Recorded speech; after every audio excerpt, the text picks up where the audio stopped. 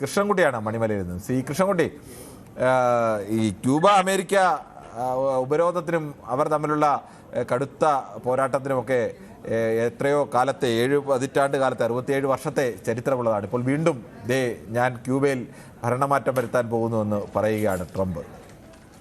നമസ്കാരം. നമസ്കാരം. നമ്മളിപ്പോ എവിടുന്നാണ് റേഷൻ മേടിക്കേണ്ടതെന്ന് മറ്റൊരാൾ തീരുമാനിച്ചാൽ നമ്മൾ എന്ത് ചെയ്യും?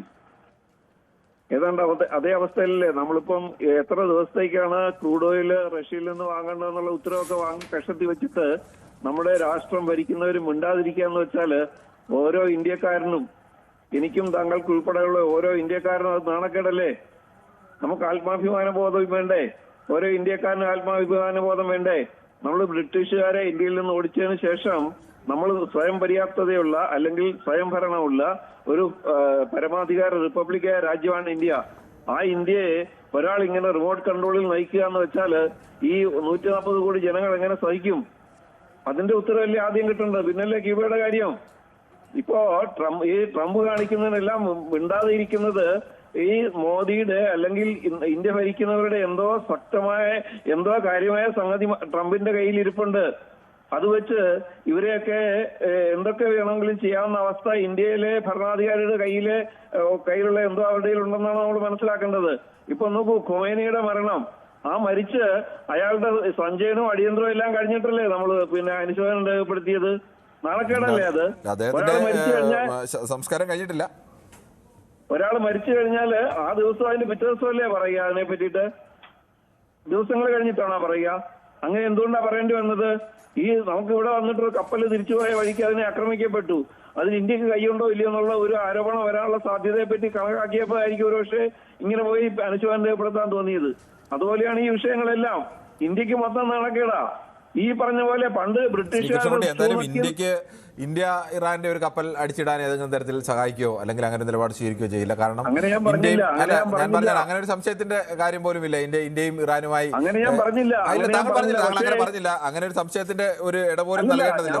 അങ്ങനെ ഒരു സംഭവം ഉണ്ടായപ്പോ അതിനെ ശക്തമായി അപലപിക്കേണ്ടിയിരുന്നില്ല. അതുകൊണ്ടായില്ലല്ലോ. ഇത് ലോകത്തിൽ ആദ്യമായിട്ടല്ലേ കടലിൽ പോകുന്ന ഒരു കപ്പലിനെ ആക്രമിക്കുക എന്നുള്ളത്. രാജ്യത്തിന്റെ അതിർത്തി കിടക്കുന്ന കപ്പലിനെ ആക്രമിക്കാം യുദ്ധത്തിന്റെ പേരിൽ. പക്ഷെ ഇത് അങ്ങനെയാണോ? നമ്മുടെ കപ്പലുകളൊക്കെ, ഇന്ത്യയുടെ കപ്പലുകൾ ലോകം മുഴുവൻ പോകുന്നില്ലേ? ഇങ്ങനെ ആക്രമിക്കപ്പെട്ടാൽ എങ്ങനെയാ? അതിനെ അപലപിക്കേണ്ട കാര്യമില്ലേ? നിരപരാധികളായ കപ്പൽ ജീവനക്കാരെ കൊന്നില്ലേ? എന്ത് ന്യായമാണ് അതിനകത്ത് പറയാനുള്ളത്? പെൺകുട്ടികൾ പഠിക്കുന്ന സ്കൂളിൽ കണ്ട ബോംബിട്ടു, മിണ്ടിയോ? നമ്മള് മിണ്ടിയില്ല. നമ്മുടെ സ്വഭാവം കൃഷ്ണൻകുട്ടിയുടെ അഭിപ്രായം വളരെ വ്യക്തമാണ്. അനഘയാണ് മാവേലിക്കരയിൽ നിന്നാണ് വിളിക്കുന്നത്. ശ്രീ അനഘ, താങ്കൾ എങ്ങനെയാണ് അമേരിക്കയുടെ അടുത്ത ഭീഷണിയെ കാണുന്നത്? Good evening sir. Good evening. America എപ്പോഴും ഇപ്പൊ വെനിസുല, അപ്പം അവർക്ക് ഓരോ സോൺ ഉണ്ട് അവർക്ക്. അപ്പം അവർക്ക് പണ്ട് തൊട്ടൊരു ഡോമിനേറ്റിംഗ് നേച്ചർ ഉള്ള കാര്യം തന്നെയാണല്ലോ. അപ്പം ഈ ഓരോ സോൺ, അപ്പം നാളെ ഈ രാജ്യം ഇപ്പം അമേരിക്ക എന്ന് പറയുമ്പോൾ നമുക്ക് ഇപ്പം ഡെവലപ്ഡ് കൺട്രി, അതുപോലെ അമേരിക്കയ്ക്കും പൊതുവായ കാര്യങ്ങളുണ്ട്. ഇപ്പൊ ചൈന, റഷ്യ, അങ്ങനെയുള്ള കാര്യങ്ങളുണ്ട്. അപ്പൊ നാളെ ഒരു പ്രതിസന്ധി വന്ന് ഈ രാജ്യം മറ്റൊരാളുടെ അടുത്ത് പോകരുത്, അങ്ങനെയൊക്കെയുള്ള ഒരു ഔട്ട്ലുക്ക് അവർക്ക് കാണും. പിന്നെ അതിന്റെ ഇടയ്ക്ക് ഇതുമായിട്ട് ബന്ധപ്പെട്ട കാര്യമല്ല, പിന്നെ എപ്പോഴും വെസ്റ്റേൺ മീഡിയ, ഇപ്പം കുറെ ആൾക്കാർ പറയുന്നത് കേട്ടു വെസ്റ്റേൺ മീഡിയയിൽ അങ്ങനെ എഴുതി കാണിച്ചു. ഫസ്റ്റ് ഓഫ് ഓൾ, ഈ വെസ്റ്റേൺ മീഡിയ എപ്പോഴും ഒരു ഇന്ത്യ വിരുദ്ധ ആന്റി ഇന്ത്യൻ ഒരു നെറേറ്റീവ് എപ്പോഴും ഉണ്ടാക്കാറുണ്ട്. ഓപ്പറേഷൻ സിന്ദൂർ സമയത്ത് നമ്മൾ വെസ്റ്റേൺ മീഡിയ നോക്കിക്കഴിഞ്ഞാൽ ഇന്ത്യ റീഫ്രെയിം ചെയ്തിട്ട് തന്നെയാണ് അവർ ന്യൂസ് ഇറക്കുന്നത്. അപ്പൊ ആ ഒരു പെർസ്പെക്റ്റീവ് നമ്മൾ വിചാരിക്കുക. ഇപ്പൊ ഓപ്പറേഷൻ സിന്ദൂർ നടക്കുന്ന സമയത്തും ഇന്ത്യയിൽ എന്തൊക്കെയോ നടക്കുന്നു എന്ന് പറഞ്ഞായിരുന്നു അവർ അത് പ്രസന്റ് ചെയ്തത്. ശ്രീ അനഘ, നമ്മള് നേരത്തെ ഇന്റർനാഷണൽ ന്യൂസ് ഏജൻസിയെ കുറിച്ച് പറഞ്ഞത് ഇങ്ങനെ ഒരു വാർത്ത വന്നിട്ടില്ല എന്ന് ഒരു പ്രേക്ഷകൻ ചൂണ്ടിക്കാണിച്ചു. ഒരു ഇന്റർനാഷണൽ ന്യൂസ് ഏജൻസി ഇല്ല എന്ന് പറഞ്ഞു. അപ്പോൾ ഇത്തരം വാർത്തകൾ പറയുന്നത് ഇന്റർനാഷണൽ ന്യൂസ് ഏജൻസിയിലാണല്ലോ. അമേരിക്കൻ പ്രസിഡന്റ് പറയുന്നത് എന്തായാലും റോയിറ്റേഴ്സ് വളച്ച് എഴുതില്ല എന്നതും CNN വളച്ചെഴുതില്ല എന്നുള്ളതും നമുക്ക് വിശ്വസിക്കാമല്ലോ. മറ്റ് വേറെ ആരുടെയും എടുക്കണ്ട. ഇവർ രണ്ടുപേരും എന്തായാലും അത് വളച്ചെഴുതില്ലല്ലോ. ഞാൻ പൊതുവായിട്ടുള്ള കാര്യം പറഞ്ഞത്, നമ്മൾ വെസ്റ്റേൺ മീഡിയക്ക് ഇപ്പോഴും എല്ലാ കാലത്തും ഉണ്ട്. ഈ രാജ്യങ്ങൾക്കെല്ലാം ഇന്ത്യയോട്, അമേരിക്കക്കടക്കം ഈ ഇന്ത്യയോട് കടുത്ത രീതിയിലുള്ള ഒരു പുച്ഛമൊക്കെ പല ഘട്ടത്തിലും ഉള്ളതാണ്.